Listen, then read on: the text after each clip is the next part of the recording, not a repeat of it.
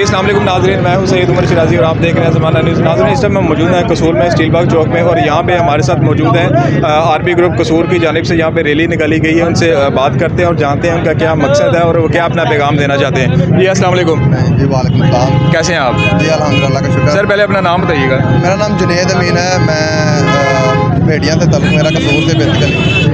और सर आज की रैली का मकसद क्या है?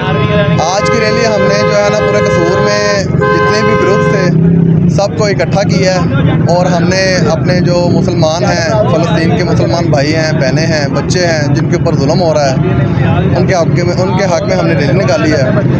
और जो इसराइल के ख़िलाफ़ हम जो है ना उनके ख़िलाफ़ हमने झंडे भी उनके जलाए हैं और आगे भी इंशाअल्लाह ताला जो है ना करेंगे, फ़लस्तीन के साथ खड़े होंगे। उसके अलावा जो ईरान ने कल अटैक किया हम उस पर बहुत ज़्यादा हमें जो मज़ा भी आया और हमें इंशाअल्लाह ताला मैं ये चाहूँगा कि पाकिस्तान जो है ना एटमी पावर है, पाकिस्तान का हक़ बनता है हमारे मुसलमान भाई फ़लस्तीन से हट के जितने भी पूरी दुनिया में मुसलमान भाई हैं उनका हक़ जो है वो उनका अदा करें। हमारा पाकिस्तान जो है मुस्लिम ममालिक है, तो इसको चाहिए कि इसराइल के ऊपर अटैक करें। अच्छा, जो ताकतें इस टाइम इसराइल का साथ दे रही हैं उनके बारे में आपका क्या मैसेज है?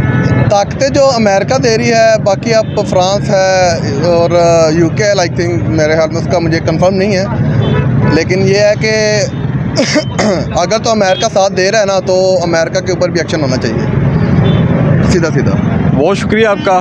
नाज़रीन, आपने उनकी गुफ्तगू सुनी और आज की रैली का मकसद आपको पता चल गया। अपने मेज़बान सैयद उमर शिराजी को इजाज़त दीजिए। अल्लाह हाफिज़।